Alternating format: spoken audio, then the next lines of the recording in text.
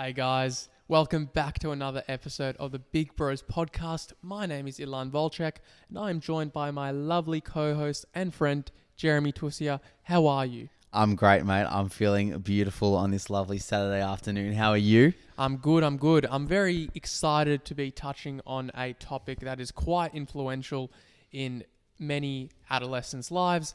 Really, just the whole theme of adulthood, and that is heartbreak. And this isn't heartbreak like when Tom Scully left the Melbourne Demons in 2010.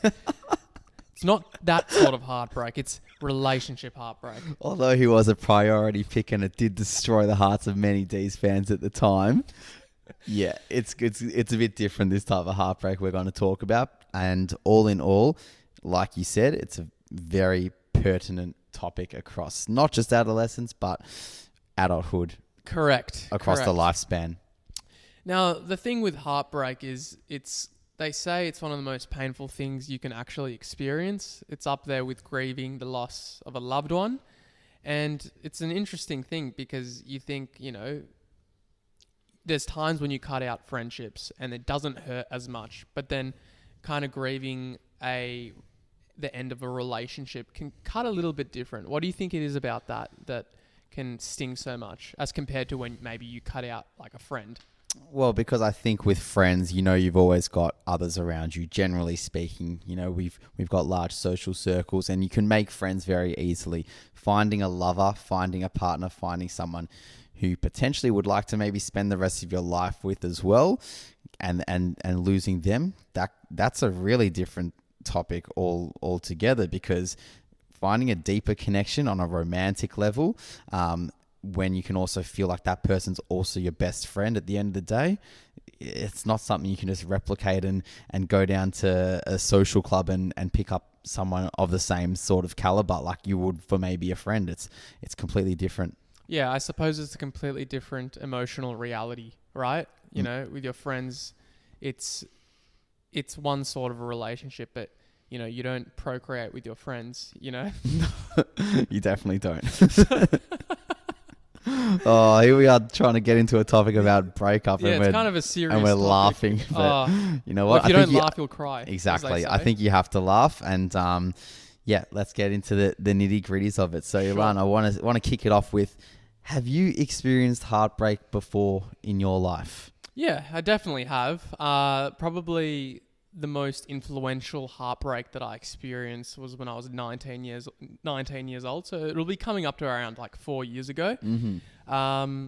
There's a little bit of a story with that one. It was my first girlfriend at the time, and we were doing long distance. She was overseas and she was doing a program, and I was, studying first semester uni and whatnot. And the plan was to kind of rekindle, see each other whilst we're both overseas. Yeah. Now, it was around 6-7 months of long distance. It was both one another, like both of ours' first relationship.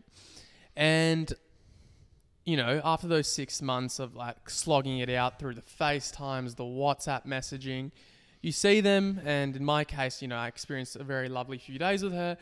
And then now, who I would deem as probably one of my best mates, actually, and he was on the same program as her, he noticed some things, and he actually didn't know me that quite well at the time. He knew me through mutuals, and he gave me a random call when I met up with my friends overseas, and he's like to me, hey, like, man, I noticed X, Y, and Z, so some suspicious things, and I was like, okay, shit, like, this is quite sus.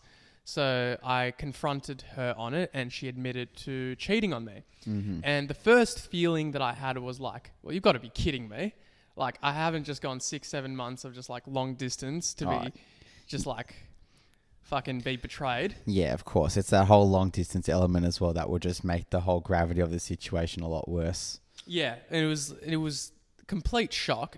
Second thought was like anger, and I think just anger at myself that I committed all this time and energy and for it to kind of just go up in flames. And then I guess the 5 stages of grief came on quite quickly.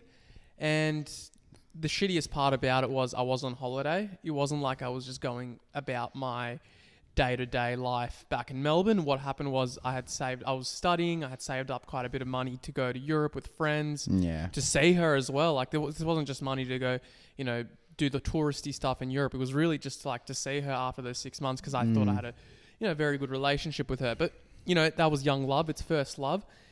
Or maybe wasn't love, but, at the time it felt like it was. Oh, yeah, I'm sure at the time it, was love. Looking back in hindsight's a beautiful thing. You're able to reflect on it now, and yeah, like this cheating is not something we'd wish upon anyone. But Yeah. I'm sure there was a lot of lessons that came out of it as well. Oh, we'll get from into both the perspectives. lessons, yeah, for sure.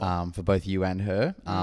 But I think, like you said, the whole gravity of the long distance and being away, not being in Melbourne at the time, like you're overseas at the time when this is all happening, and you spent all this money as well, and it's like, well, do I fly back? Do I just grieve and mourn whilst I'm here? Because at the end of the day, like, you've spent all this commitment to be there and be in Europe, and it's so excitable. So where do you go from that? Like, I would have just felt like I was just in a massive whirlwind of emotions if that was me. So how did you navigate that situation?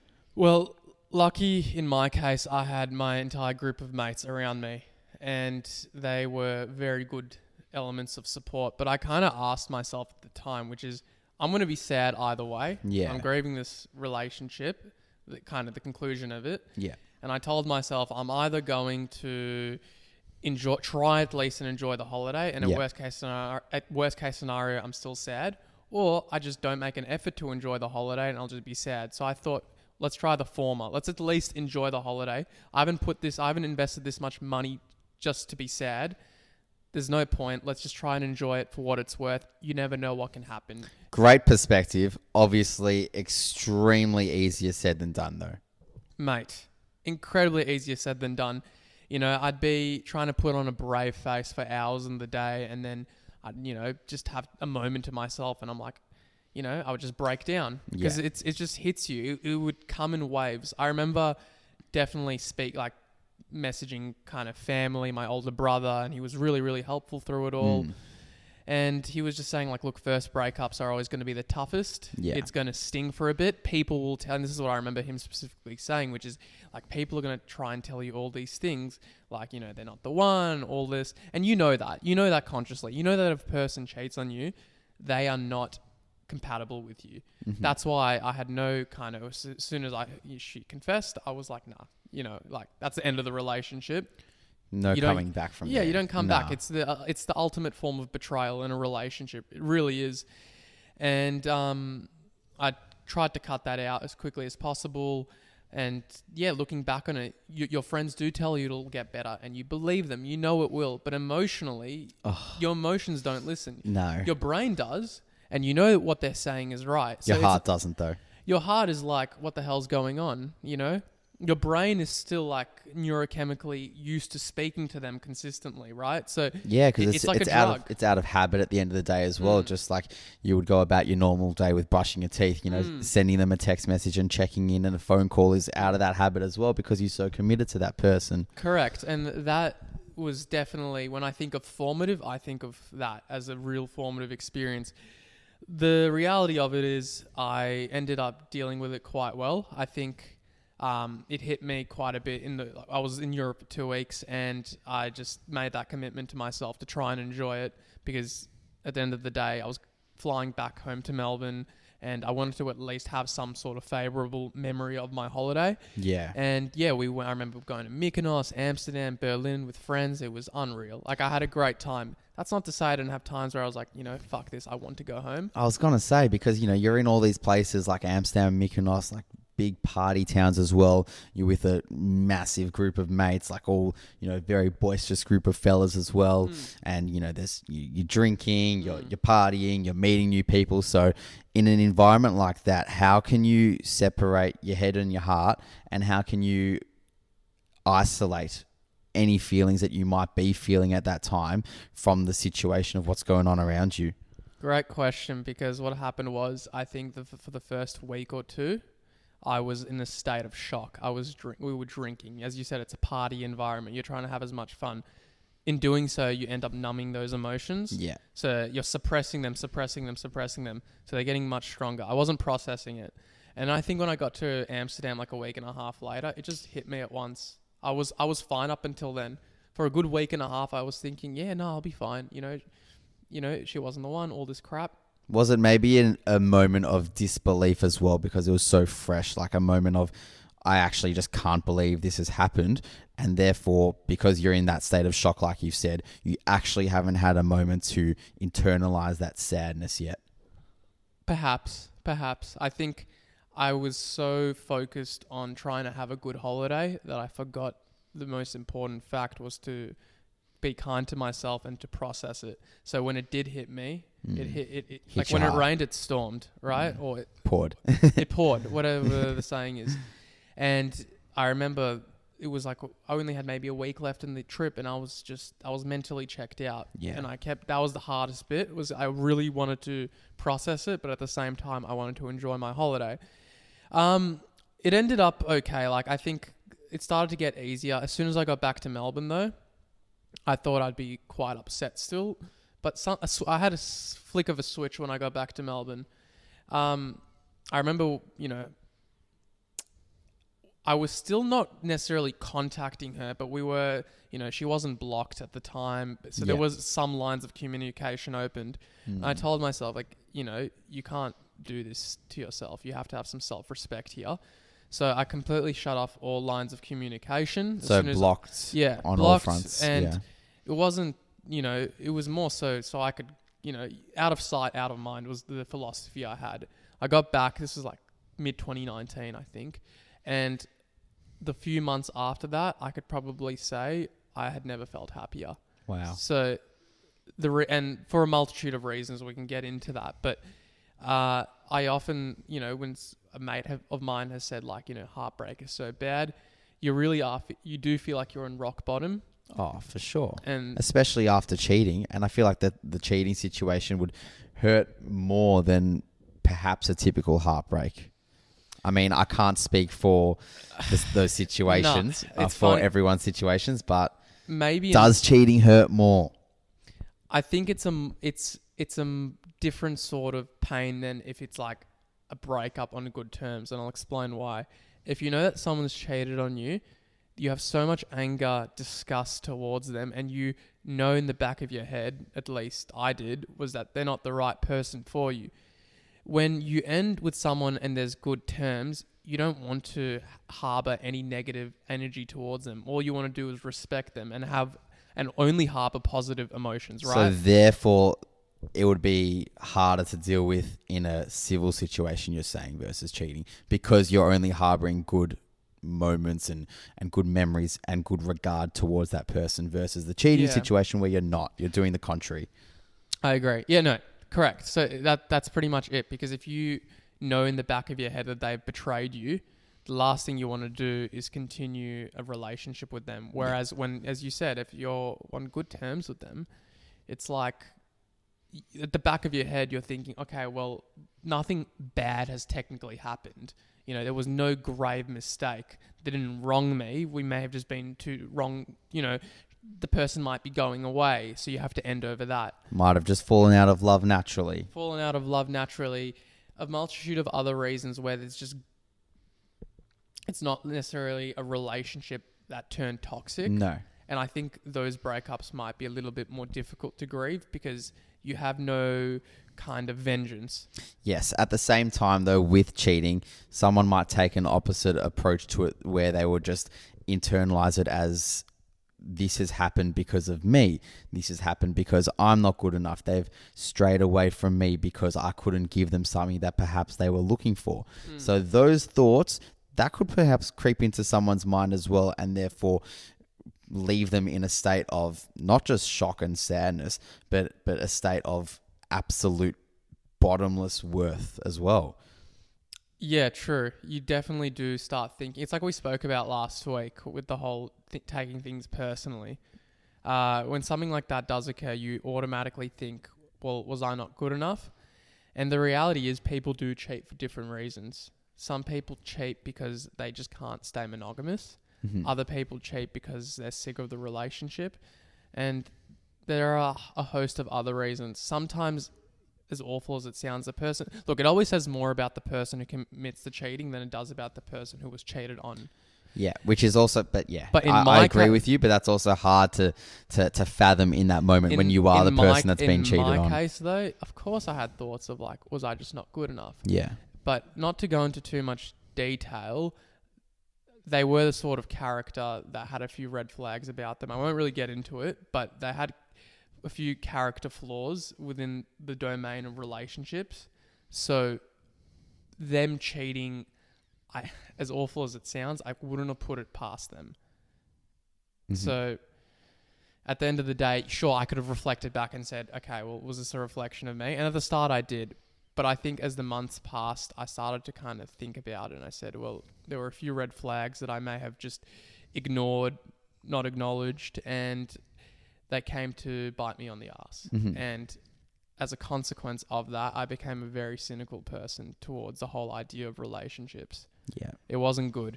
And I went down that sort of rabbit hole of cynicism, because when you get burnt, your walls and your barriers do go up. Mm-hmm. So when you say cynical of all relationships, was that cynical of you perhaps getting into future relationships, or cynical of just relationships in general, where you would have goggles on your eyes and look at relationships, whether it be friends or family, and you would only see the worst in those relationships? Probably more the former. Mm-hmm. In that I just, I knew there were some good relationships. I just didn't think I was ready for one.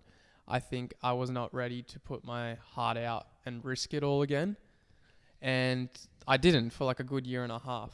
But that wasn't what was kind of problematic. I think what was problematic was I just had this feeling that if I did put myself out there, I would get wronged. It doesn't matter how nice the person would be. For a good year, I'd say I was incredibly cynical. I thought that if I was to get into another relationship again, I'd get cheated on. Yeah. I thought it was reflective of all girls, which was a very toxic mindset to have at the time. Yeah. But, that was the heartbreak speaking. It wasn't the rational side. It wasn't the reality of it. It was just, I've got burnt before, hence everyone else who I might meet in the future will do the same thing to me. Yeah, and it's a very appropriate, insecurity to have, perhaps, because like you said, you've been completely wronged, so you're just going to fear naturally that that'll happen with the next one and the next one, and it's those trust issues creeping in. So how did you navigate past those trust issues in future relationships?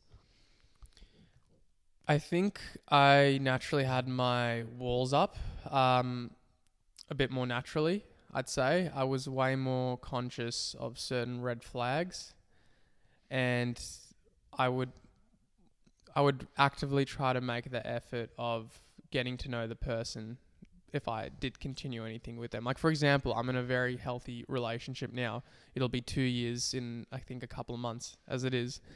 And the reality is... You think or you know? I know. It's June 27th. There you go. June 27th, just in case she's listening. But the difference was you have to... If you want to get over those insecurities, you do have to try at a certain point. Yeah. It's like you got to take what's like an analogy? If you're on training wheels, it's probably a shocking analogy, but if you're on training wheels, at a certain point you got to take them off if you want to become confident with riding a real bike. Exactly. And at the end of the day, I had to be comfortable enough to know that, look, if I want to get married one day, if I want to have kids one day, well, I better get good at, navigating relationships. The worst possible thing I could have done for myself in that time is just shut myself off completely. Yeah. And that wouldn't have benefited me. That wouldn't have benefited the people around me. So I just thought that the best way is give it another crack. You're so young. It'll make you stronger, first of all. I haven't even talked about, the benefits I derived, but, I had a lot of chats with mates at the time, and they said, you cannot be this cynical. It's not healthy.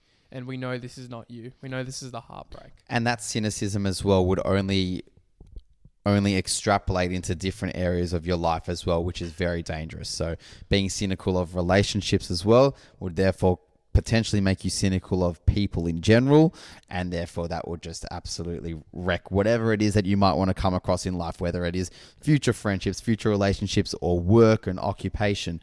So I think your friends gave you some really beautiful feedback there, and honest feedback, because it's something that can just reflect on all different areas of your life. No, definitely, because instead of trying to say the good in people, my natural inclination was to see the absolute worst in like, people. oh, this person seems good and nice on face value, but there's something there that I'm not too sure about and I can't put my finger on quite just yet, and that's probably a red flag, and therefore I shouldn't go there. Correct. 100%. So it came with maturity as well. The reality was I knew that the pain that I was going through at the time was going to pass. Yeah. And when it did pass, you're right, I was quite cynical. My friends did a really good job of kind of having, those mature conversations with me and saying, like, you just cannot harbor these toxic beliefs because deep down they're not true. Yeah. You've just been burnt really badly. And on one hand, you are being a bit cowardly by not, at least this is what they said to me, you're being a bit cowardly by being so attached to those cynical views that you're not even letting yourself have another chance at like finding a partner. And the reality is, I'm not saying that, you should go and start dating straight away. You do the self-work. You figure out, have I done things wrong in the relationship? I definitely wasn't the perfect partner. It was my first relationship, right? But I never cheated. I never did anything that would break the person's trust. I did all the fundamentals right. Yeah. At least I thought I did. Yeah. And that's, I think, what hurt the most was like I pulled my share of the bargain, but the other person didn't. So it again goes back to the whole point, became cynical from it. But with time, I realized if I ever want to get good at the whole relationships thing, if I want to have, a wife and kids one day, well, I got to give love or the whole idea of meeting people another chance. Exactly. And I think the whole cynicism thing is a really imperative point as well, because if you are completely cynical and angry just about relationships and life in general, that's only going to project out to you as a person and project into the whole big wide world. Like, I'm a big believer that the most attractive thing in looking for not just a partner but a friend is you want to be around someone that is exuberant and that can just has a knack of like confidence and being able to walk into a room and not necessarily like be the first one to go up to someone and have a chat, but like just is well refined and real and holds himself in good stead, right? And that confidence projects, and that's what attracts people to you. So if you're cynical, if you're an angry person, you're not going to project that confidence, and therefore you're going to shut off potential matches and people that might want to come up and meet you and have a chat, whether that is a lover potentially or a friend. It's funny you mentioned that because that's how I met, my current partner now, which is we both met at hockey training. I was in a really good mood that day. It was actually round 1 like 2 years ago. Yeah. And we, she saw I was in an up and about mood, and, a few days later an Instagram follow request pops up, and, the rest is history, as they say. There you go. But, so it all started with an Instagram follow. Yeah. Shout out to her. Yes, shout out to her. But enough about me. I want to ask you something. It's a bit of a question, and I thought about it. I've seen like videos before where they say that a breakdown of like a situationship. So if we're defining our terms here, it's pretty much two people on the verge of becoming on a relationship. They might be seeing each other, but that breaks down. Some people say that actually hurts more than a relationship breakdown. So a situationship hurts more than a relationship. Is that the question? Like a breakdown. It's in some cases, not all the time, but there are cases where it does. And on one hand, you're thinking, well, that doesn't make sense. They weren't actually seriously dating. They was only, as the name implies, a situationship. So what could have been so heartbreaking about that? I think with a relationship, you have to look at 3 aspects to it. That being intimacy with the person, passion with the person, and commitment to the person. I think with a situationship, there's probably one of those areas that are probably lacking. You're probably quite intimate with them, and therefore it's probably feeling very passionate, but the commitment, that might not be there. They might only be getting hit up on a, let's say, a night out or just a certain time in the week that is convenient for them. So if those 3 elements of a bond with a potential, romantic lover, if those 3 elements aren't all prevalent, then I think you're already questioning what is going on between you guys. and therefore it's probably a situationship. Now, with ending situationships, it's probably, I believe, not as hard as a breakup. I mean, I've never actually found myself in a long-term relationship like yourself, but there's been situationships and girls that I've been with in the past that, you see each other here and there, and breaking it off is still hard, and it might be hard for a multitude of reasons, but I can only speak of what I've experienced, and because I haven't had that long-term breakup like you felt, but I would struggle to believe that a breakup is easier to manage than a situationship breakup.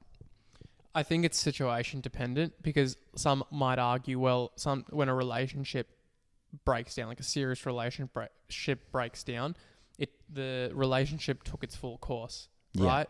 So it ran its full course. You saw the ups, you saw the downs. Whereas when a situationship ends a bit prematurely, it feels like as I just said, like a premature ending to a story that at least you want to know where it could have gone.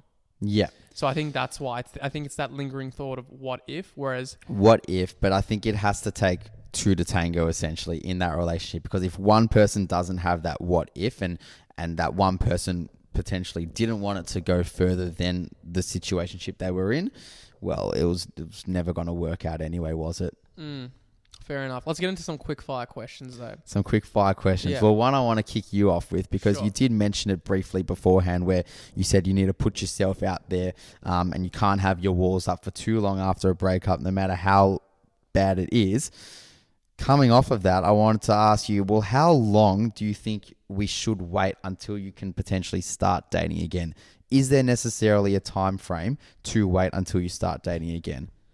No, I don't think there's a time frame per se, but I think there are a few fundamentals that need to be locked up. If you are pursuing another relationship, the prerequisite for that is that you're still comfortable being on your own. You want to love yourself the most to know that whilst a relationship might be great, you don't need it to fulfill you. That's number one. Number two is doing that deep work and self-work and understanding, if I was to get into another relationship, or even if I was, you don't even have to get into another relationship, but even just going out back into the dating game, asking yourself, are you truly over that other person? And it's a hard question to ask, because you might think you are, and then a photo of them pops up, and then you're like, oh shit, maybe I wasn't. And the last thing you want to do is, in terms of that situation, is be seeing someone, and then that person in the back of their head is wondering, is that person still over that? Is that person over their ex or not? Because then you're, in a sense, disadvantaging them. But the other side of that is that when you start moving on and doing the steps, like, maybe getting back into the dating game, not ruminating that much about your prior relationship breakdown, it can actually speed up the process. Yeah. Because you're not reflecting on what was, but you're rather focusing on a new opportunity and the present. Exactly. It's looking at it from a completely different perspective, a perspective of excitement rather than worry. And I think naturally with love, whether that's love for a relationship, whether that's love for an occupation or a friend, you're going to have that element of worry. Why? Because you care. You care for that person. You care for that task you're doing. So why would you worry about something that you don't care about? You're always going to have that element of worry in a relationship, because we would all fear it ending because you care so much about it. And I think that's natural to have. And even more importantly, you need to be able to recognize that it's probably a positive factor that you do have that element of worry and concern. If I didn't have that worry and concern about something or someone that I really liked, I'd be questioning why I'm there in the first place. Well, yeah, they say the opposite of love isn't hate, it's indifference. So not caring, essentially. Yeah. And I've always found that quite interesting. But yeah, I definitely, I see that point. I've got a question for you. Even though you've never been in that situation, I just want to get your kind of thoughts. Can you be friends with an ex? Yes, you can. I think you can. Short answer, you can. Because like we said before, some relationships end civilly. Some relationships end because, maybe they've just decided to part ways and live on different parts of the world. One wants to branch out and explore an occupation. One wants to stay a little bit, in their comfort zone and only attack what they currently know. And that's okay. Like, everyone's able to make their own decisions in life. So some relationships might end really, not beautifully and nicely, but on a civil front. So I think it's fine to be able to like have not necessarily a friendship with them, but maintain some sort of civilness with them afterwards. So, civility, definitely. You want to be civil with them, or that's more than appropriate. But friendship, I don't think is appropriate. And the reason I say that is because when you were dating them, you weren't just their friend. You were on a much deeper level with that person. So the idea that relationship can end and you can just reduce what you had with them to a friendship, I think that's a bit difficult, especially when there is so much emotions involved. You've got all these chemicals inside of your body that were firing at one point, whether it was like the oxytocin, the dopamine, all of those things were firing. And, now that you've ended with them, you can just reduce it to a platonic friendship. It can be done, but do I think it's wise? Definitely not. And it's definitely not wise if you're trying to get over them, because so that's a different question in itself. Hey, I think, it might not be wise because it might not be fair on potentially their future partner or your future partner casts doubt in their minds. Yes, but correct. Can it be done? Probably. Like, I'm sure it's definitely been done. There are people that are civil and are friends with their exes, which is okay. Every situation is dependent on a multitude of factors, but is it wise? That's a different question. And I think you have to ask yourself that question, because I think it might be doing a disservice not to them, but more so to their future partner or your future partner.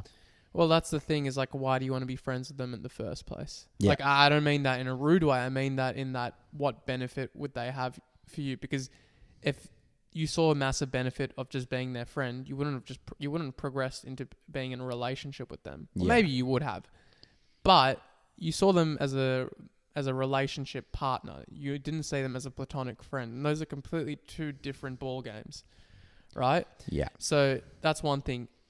But you do have to be civil, or you should be civil, just because it's the right thing to do. It's the respectful thing to do. Even in my case, I would aim to be as civil as I can, because at the end of the day, life is too short to harbor any resentment. You have to move on from these things. That was 4 years ago. It almost feels like it was yesterday, just because of how vivid my memories are from that year. But it's just, you got to move on. You got to be civil. And that's probably my philosophy when it comes to those sort of things. Yeah, right. And you wouldn't want to hold grudges anyway. There's no point of holding grudges. I couldn't give a shit now. And you're doing yourself a disservice by holding grudges. 100%. Like, again, life is way too short. Grudges take out too much energy, and the best thing you can do for yourself and for others around you is to focus on the things that really matter to you. Yeah. But the reality is, I don't have any begrudgments to that person anymore. Like, I haven't seen them since, but it's indifference. Yeah. And that's just how the cookie crumbles at the end of the day. So, you sound like you've managed to harbor a very positive outlook on getting over breakups. And we know that everyone's situation is different in terms of how they manage getting over their breakups. So what were your best ways that you were able to get over your breakup and, turn that initial negative energy and that anger and sadness into something of a positive nature? Sure. Number one, get around your friends is the big one. Cry in front of them if you have to, let it all out. You're processing it at the end of the day. Something I neglected for the first kind of week or two. Bottling up your emotions. Don't bottle it. Just express it. You don't have to cry, but you do something that can, you feel as though you're processing it. You're giving justice to the way you're feeling, whether that's journaling, whether that's running, whether that's doing anything that can, in a sense, help you come to terms and accept the situation. Number two, don't give yourself a timeline. Forget a timeline that you have to be like, in 1 week I'll be feeling a little bit better. By week 2 I want to be doing this. Forget that for a second and be very, very kind to yourself. You could see I was about to ask a question, because I think that's a very powerful point, the whole timeline thing. I've never gone through that level of breakup, but I can only imagine that you're thinking, right, it's been a week, it's been a month, it's been a year, and I'm still feeling a certain way, or I'm not feeling a certain way anymore, now is maybe a right time to move on. Probably doesn't work like that, and it's probably only negative and gonna be more irritable to yourself if you do have that timeline in your mind. Yeah, I agree. I think you have to, again, do the whole deep work first, the personal work. And so rather than looking at a timeline, don't forget the timeline. The timeline, if you do the things that are necessary, it'll be much quicker. Focusing on yourself. Yeah, don't focus on the things you can control rather than what you can't. You can't control how much time elapses. Yeah. Number 3, and this is, I think, again, a little bit controversial, but it worked for me at the time, and it's worked for other people who I've spoken to when they've gone through similar things, is out of sight, out of mind. No contact. Absolutely have to. You got to get yourself used to them not being in your life. Yeah. No messaging, no speaking, blocking them. If you don't want to block them, at least muting them. Just the point here being that you don't want to see them. Yeah. And that's okay. It's not necessarily that you're being an asshole or you're being a piece of shit. It's a coping mechanism, and you got to be a little bit selfish at times to focus on how you're coping, And don't let anyone tell you that you're being petty by doing it. No, at the end of the day, it's whole out of sight, out of mind. You do this, you're enabling yourself to not focus on what was and live in the present moment. So that would be number 3, just making sure that you're reducing any temptation. Number 4, energy can't be created nor destroyed. Has to be transitioned into something else, doesn't it? Correct. How many love songs, or rather how many songs that have become popular on, the global charts are about heartbreak? Oh, I mean, Taylor Swift's done a good job of it. Correct. She's made a whole living off of that. Channel your creative genius. Go to the gym, exercise, do whatever it is where you can channel that energy, because that energy can keep you up at night. That energy can debilitate you, but it can also be that fire in the belly. Do something and use that as your fuel. Yeah. You won't regret it, because at the end of the day, if it's the gym, you see all these TikToks, I want to hit my 1 RM max. Oh, I hope my girlfriend breaks up with me so I can reach it. And it's funny, but it's kind of true. It's got some merit in what it's saying. Merit. It's a meme, but it's got some merit because it's putting that energy into something that is going to be more of a betterment for yourself. Exactly. So it can light that fire in your belly. And as soon as you start doing that, you start bettering yourself. Step number 5, it kind of links in. You learn to love yourself more and put yourself first more. Yeah. At the end of the day, you know yourself better than anyone else on this world does. You're stuck with yourself till the day you die. You may as well get used to loving it. It's beautiful. I think that's so important, because I think a lot of us are very, hesitant to admit whether, we do love ourselves or not. I'll be the first to say, if someone asks me, do you love yourself? Do you like yourself? Fuck yeah, you have to, because like you said, if you can't... You narcissist. If you can't have an element of love for yourself, how are you going to be able to transition and give that love to anyone else and for anyone else? You have to be comfortable in your own circle, in your own space. And if you can't do that, you definitely won't be able to give it for someone else. Correct. And there's a lot of ways that you can pursue those steps of kind of loving yourself. And so it doesn't just forget like a relationship context. It's by saying no to things that you don't want to do. We spoke about it in the whole idea of peer pressure. That's one way of expressing self-love. It's putting your needs and boundaries first. Be selfish. Be a little bit selfish within reason, right? So like blocking them, you're putting yourself first because you care about the way you feel. You want to enable yourself to start getting over them. So you run the risk of seeming a little bit petty. Who cares? You block them, or you mute their stories, or you get rid of their contact number, whatever it is. You get rid of the things they gave you as well. Don't hold on to that. Give that back to them straight as well as quickly as you can. And the whole thing about developing self-love, it comes with time, but as soon as you start being disciplined in all those other steps, discipline, I say, is sometimes like the route to self-love, because the more you discipline yourself and you're not harsh on yourself, you can be kind but disciplined to yourself. I think there's a difference. The more you learn to love yourself, because you say that no matter how I'm feeling, I'm still wanting to I'm still doing the necessary things to better myself. Exactly. And I think the discipline is important because it's not necessarily a matter of motivation. Motivation will come in waves. You're not going to feel motivated to love yourself day in, day out. There are days where you'll be feeling really crap about yourself, but it's the discipline notion that teaches us to, all right, maybe ask myself, will this make me feel better about myself right now in this moment? If the answer is no, probably don't do it. So whether that is someone asking you to do a favor for them that you might not really want to do at that moment because it's an inconvenience for you, it's about having that willpower to say no and to say yes within reason and have that self-discipline, which ultimately will culminate into that self-love. Definitely. You got to put yourself first at the end of the day with certain things. I was not to say you can't do anything nice for people, but you do things because you want to do them for them. Like, you shouldn't ever feel obligated to do something for the sake of it, because the reality is, you know, you've got so much limited time in your day. You should do things for people because you truly want to better them, right? You shouldn't sacrifice your own boundaries, what you need to get done. But yeah, the final point I would say is, and this might sound a little bit contradictory because we mentioned the whole thing about not concentrating on the time, but at a certain point, you make the active decision of when you want to move on.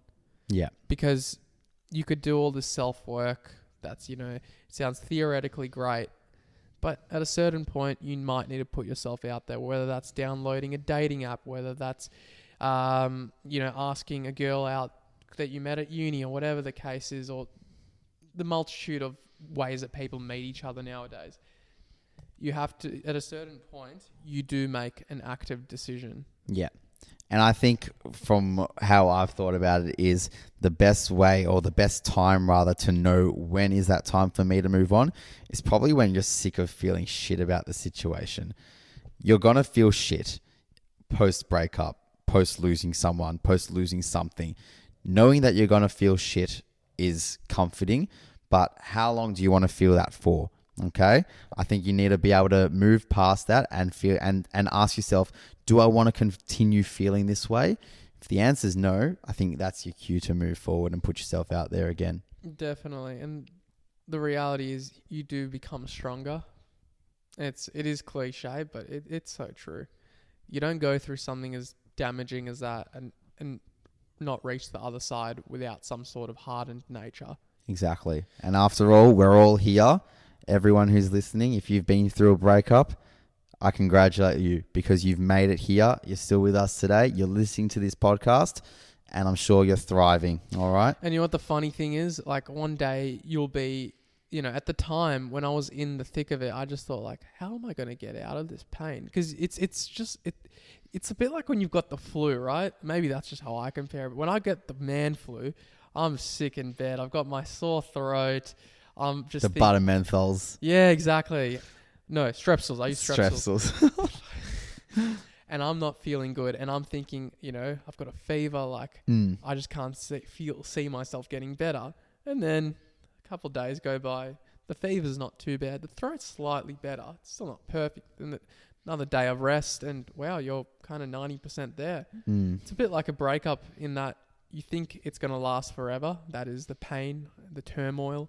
But you wake up one day and you just realize, hey, I actually don't mind life without them. And I say that one of the best, there's like, they say one of the best feelings in the world is breaking up with someone. Oh no, one of the best feelings in the world rather than just falling in love with someone is regaining your own self-love after a breakup. Yeah. And realizing that life without them is far more exciting than you initially underplayed it to be. Mm-hmm. Amazing. Well, on that note, I think we've spoken everyone out about breakup here, and if you've taken away anything from this podcast, we're very grateful to hear that, and we hope you've enjoyed. We hope you've listened, and if you want to add to the conversation, please feel free to do so. And if you feel like anyone is out there that would benefit from listening to this podcast, please share it with them. Share it with them and let them know. And if you have enjoyed, rating this show 5 stars would be massive for us as well. So thank you for joining us today, and we can't wait to see you on the next one. So have a lovely week, and we'll see you soon. See you guys. Bye.